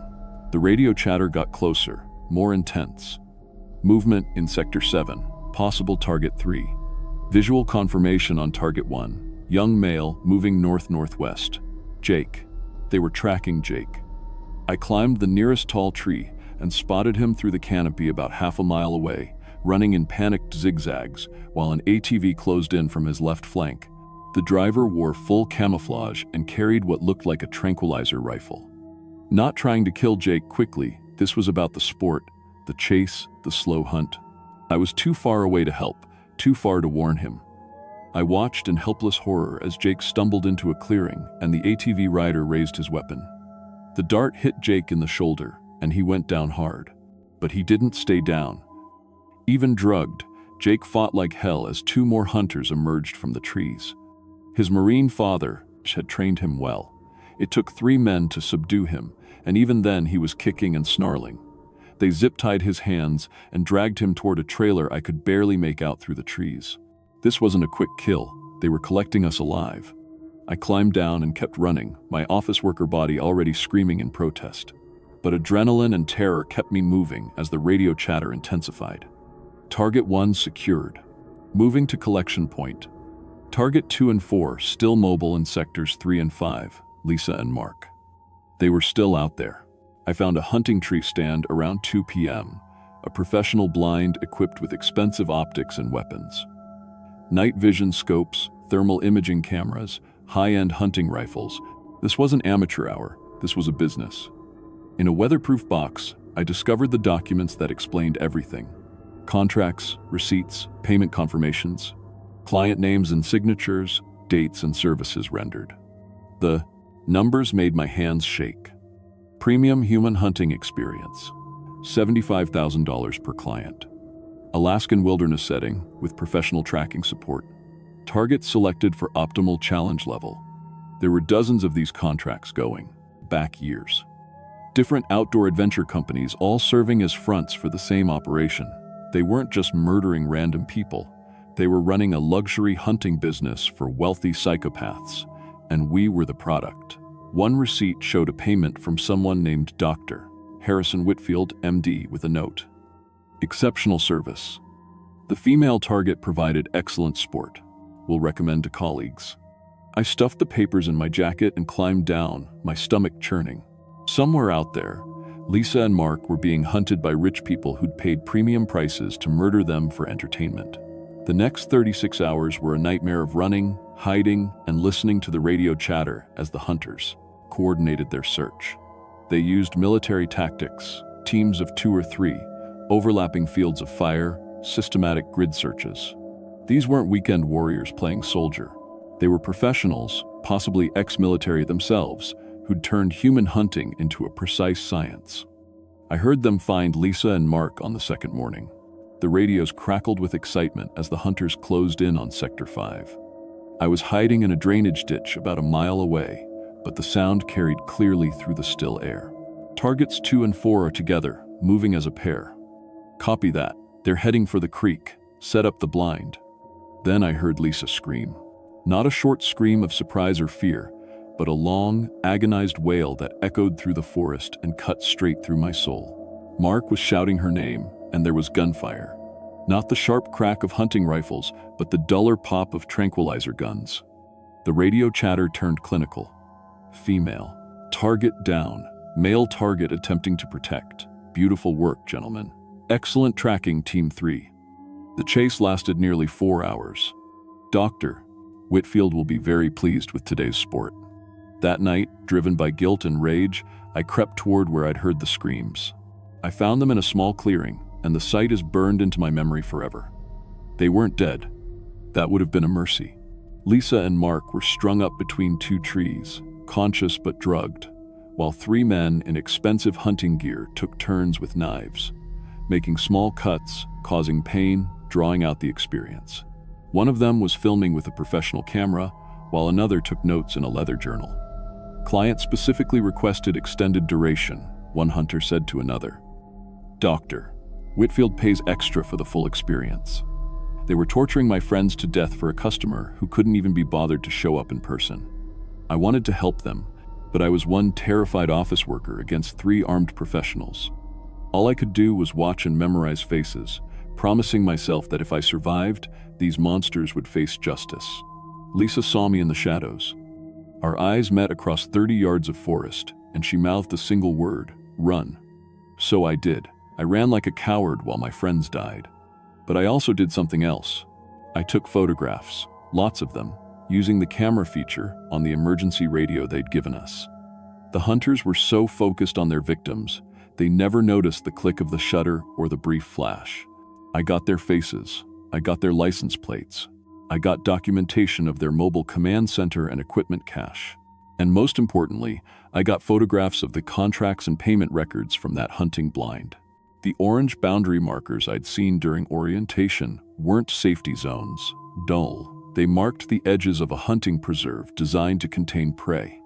When I finally reached what should have been the main road on day 3, I found a 10-foot chain-link fence topped with razor wire, disguised to look like natural forest barriers from the inside. But I'd been thinking like a data entry clerk. not a victim.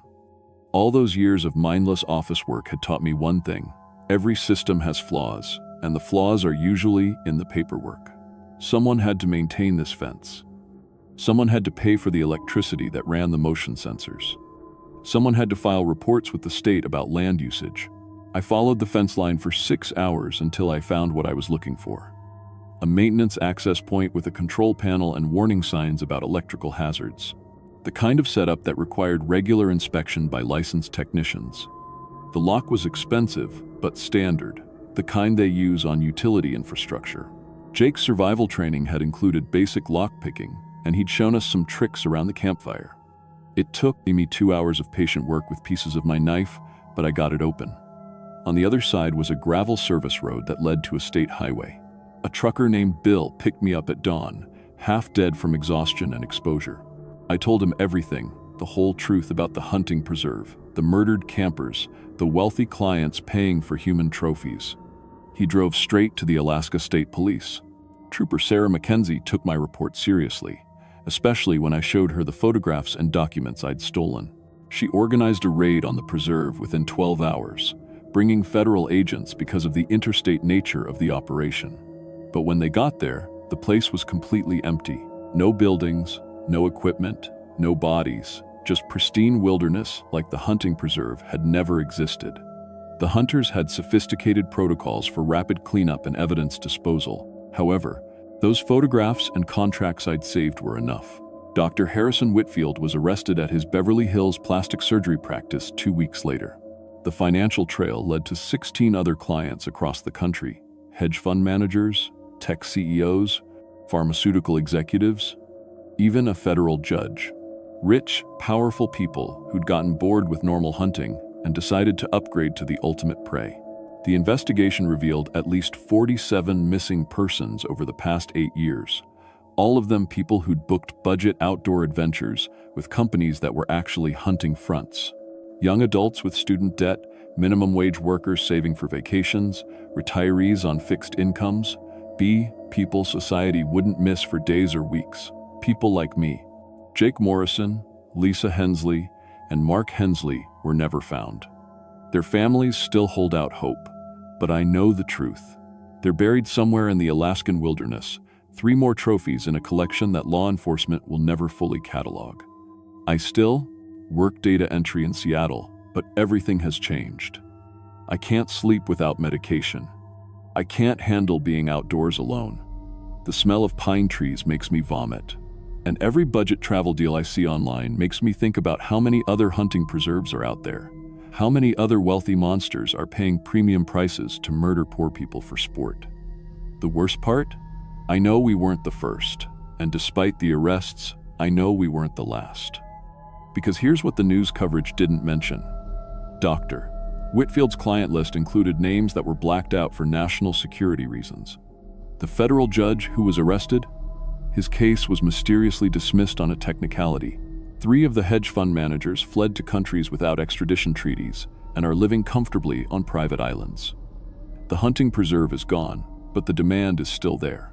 Rich people who think they're above the law because they usually are. And there will always be new operators willing to supply victims to meet that demand. So if you're reading this, especially if you're someone like I was, broke, desperate, looking for a cheap escape from your grinding daily life, please be careful. That amazing deal you found online, that too good to be true adventure package, that friendly company offering bucket list experiences for pennies on the dollar, it might not be what you think. It might be exactly what someone else is hunting for.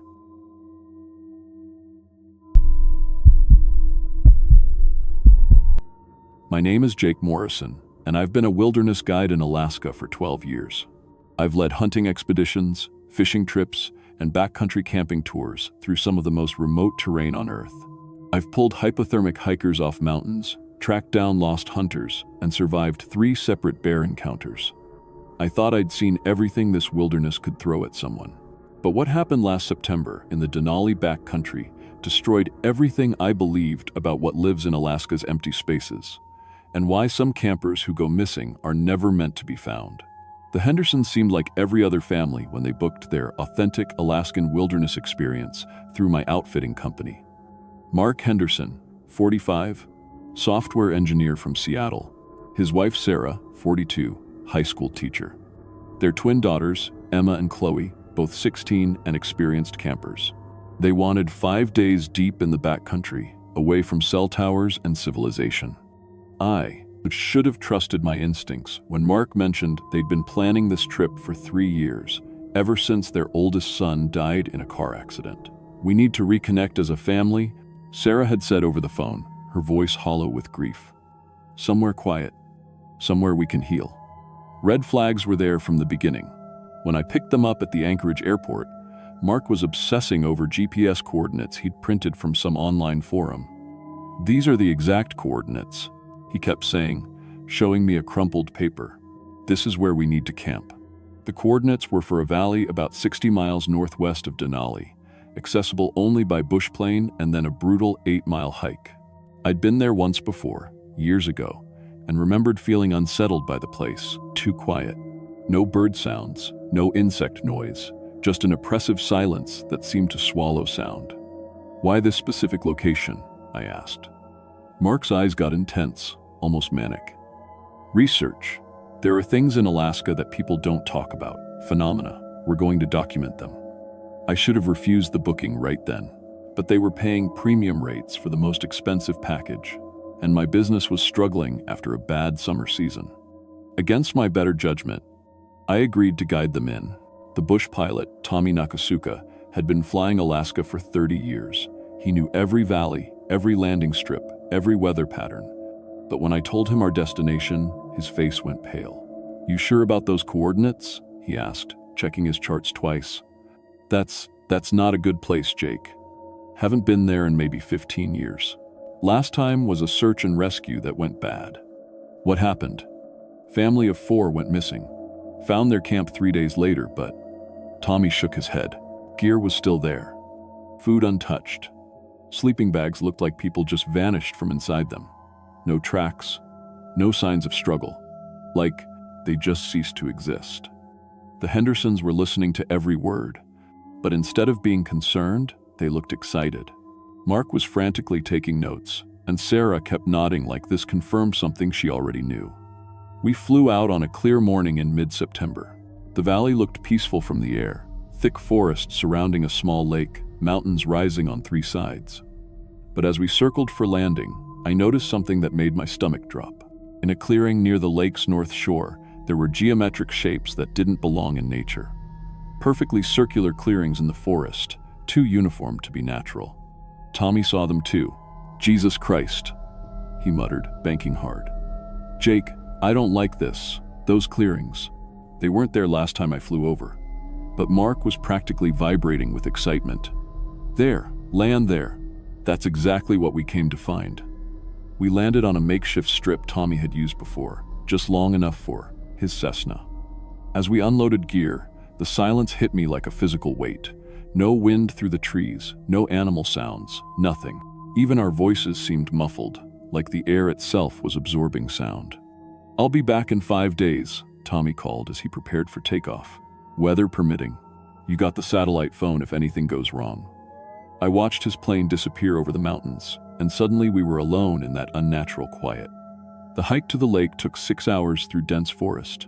The Henderson family seemed energized rather than tired, constantly stopping to examine trees, rocks, anything that looked unusual. Mark had brought multiple cameras and was documenting everything. The girls were taking soil samples and measuring distances between trees. "What exactly are you looking for?" I finally asked.